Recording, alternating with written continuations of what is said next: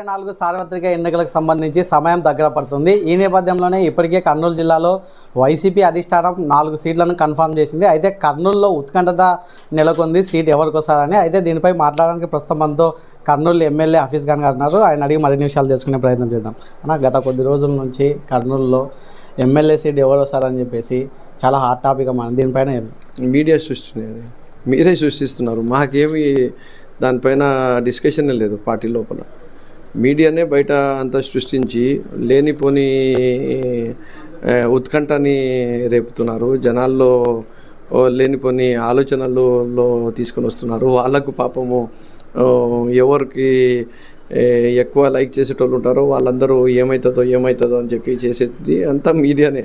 మా దగ్గర పార్టీలో కానీ మా దగ్గర కానీ ఎలాంటి దానిపైన చర్చ లేదు ఇప్పటివరకు. అంటే ఇటీవల కాలంలో అదే మీ వర్గాన్ని అలాగే ప్రత్యర్థి వర్గాన్ని ఇద్దరిని కూడా ముఖ్యమంత్రి జగన్మోహన్ రెడ్డి విజయవాడకు పిలిచారు. ఇద్దరిని కూర్చోబెట్టి మాట్లాడారు అంటున్నారు. మీకు ఎలాంటి భరోసా ఇచ్చారు ముఖ్యమంత్రి? అదే నేను చెప్తున్నది ఏమంటే, ఈ రోజు వరకు ముఖ్యమంత్రి గారు కానీ పార్టీలో ఎవరు పెద్దలు కానీ కర్నూలు నియోజకవర్గం గురించి ఎక్కడ కూడా చర్చించింది లేదు. మేము యాజ్ అన్ ఎమ్మెల్యేగా ఏదైతే మేము కంటిన్యూ అవుతున్నామో అలాగనే మేము కంటిన్యూ అవుతున్నాము. మాకు ఏమైతే పార్టీ కార్యక్రమాలు ఉన్నాయో లేదంటే అధికారికంగా ఉండే కార్యక్రమాలు ఉన్నాయో వీటిని మేము పనులు చేసుకుంటూ ప్రజలకు సేవ చేసుకుంటూ ముందరకు సాగిపోతున్నాము. ఇంకా దీనిపైన ఎలాంటి డెసిషన్ అనేది మా వరకు అయితే రాలేదు. గౌరవ ముఖ్యమంత్రి గారు ఏ డెసిషన్ తీసుకుంటారో దానికి అందరూ కలిసికట్టుగా పనిచేయాల్సిందే. ఎందుకంటే ఈ ఆంధ్రప్రదేశ్ రాష్ట్రానికి ఇప్పుడు జగన్మోహన్ రెడ్డి గారి నాయకత్వం అవసరం ఉంది. ఆయన చేసి చూపించిన మనిషి.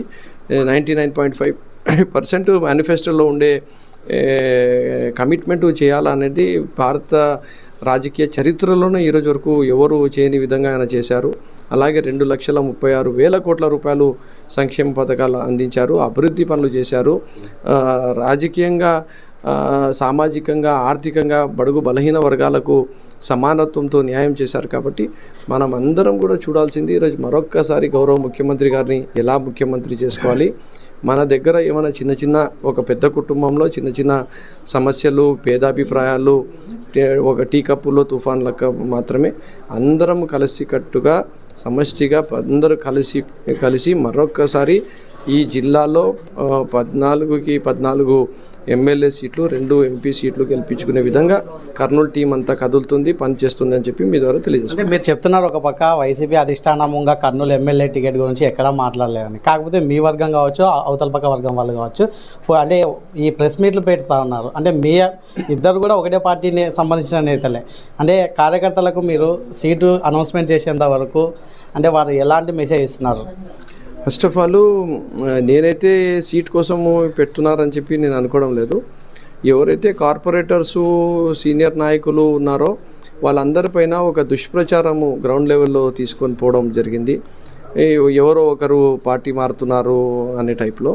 సో వాళ్ళందరూ కలిసికట్టుగా ఒక డెసిషన్ తీసుకున్నారు. లేదు, మేమందరము పార్టీతోనే ఉన్నాము, ఎమ్మెల్యే గారితోనే ఉన్నాము, మేము ప్రజల్లో అందుబాటులో ఉంటున్నాము, అభివృద్ధి పనులు చేపిస్తున్నాము, సంక్షేమ పథకాలు అందరికీ ఇంటింటికి చేర్పించినాము. పార్టీ బలంగా ఉంది కాబట్టి ఇది తెలుగుదేశం పార్టీ కుట్ర. అలాగే ఎవరైతే మాకు పడదో వాళ్ళు కలుసుకొని చేసుకున్న ఉద్దేశపూర్వకమైన కుట్ర కాబట్టి మేమందరం కలిసికట్టుగా ఐకమత్యంతో ఉన్నాము అని చెప్పి వాళ్ళు ఒక ఇంటర్నల్గా చేసుకున్న మీటింగ్ అది. 4 ఏళ్ల కాలంలో హఫీజ్ ఖాన్ ఎమ్మెల్యే, కర్నూలు ఎమ్మెల్యే ఏం చేయలేదని చెప్పేసి అపోజిషన్ వాళ్ళు విమర్శిస్తారు. దీనిపైన మీరు ఎలా స్పందిస్తారు? అవును, నిజంగా చంద్రబాబు నాయుడు గారి లెక్క మేము స్కూల్స్కి అభివృద్ధి చేయలేకపోయినామా, లేదంటే హాస్పిటల్కి అభివృద్ధి చేయలేకపోయినామా, లేదంటే క్లస్టర్ యూనివర్సిటీ కట్టలేకపోయినామా, న్యాయ రాజధాని అని చెప్పి ప్రకటించలేకపోయినామా, లేదంటే లా యూనివర్సిటీని తేలేకపోయినామా, 150 ఎకరాలు హైకోర్టు కోసము కేటాయించలేకపోయినామా, హ్యూమన్ రైట్స్ కమిషను, లోకాయుక్త, వక్ఫ్ ట్రిబ్యునల్ ఇవన్నీ తేలేకపోయినామా, ఒకవైపు రోడ్సు, డ్రైన్సు, నీళ్ళ సమస్యలు ఇవన్నిటినీ కూడా మేము ఎక్కడైనా చేయలేకపోయినామా. వాళ్ళు ఏమీ లేదు కాబట్టి ఏదో ఒకటి చెప్పాలి కాబట్టి ఇంకా చెప్తున్నారు. కానీ నిజంగా చెప్పాలంటే 1000 కోట్ల రూపాయలతో అభివృద్ధి జరిగింది, 1000 కోట్ల రూపాయలతో సంక్షేమం అందింది. ఒక జ్యుడిషియల్ క్యాపిటల్ స్టేటస్ని గౌరవ ముఖ్యమంత్రి గారు ఇవ్వగలిగినారు. దానికి అన్ని ఆటంకాలు సృష్టించింది తెలుగుదేశం పార్టీ ఈరోజు ద్రోహులు, రాయలసీమ ద్రోహులు, కర్నూలుకి ద్రోహులు.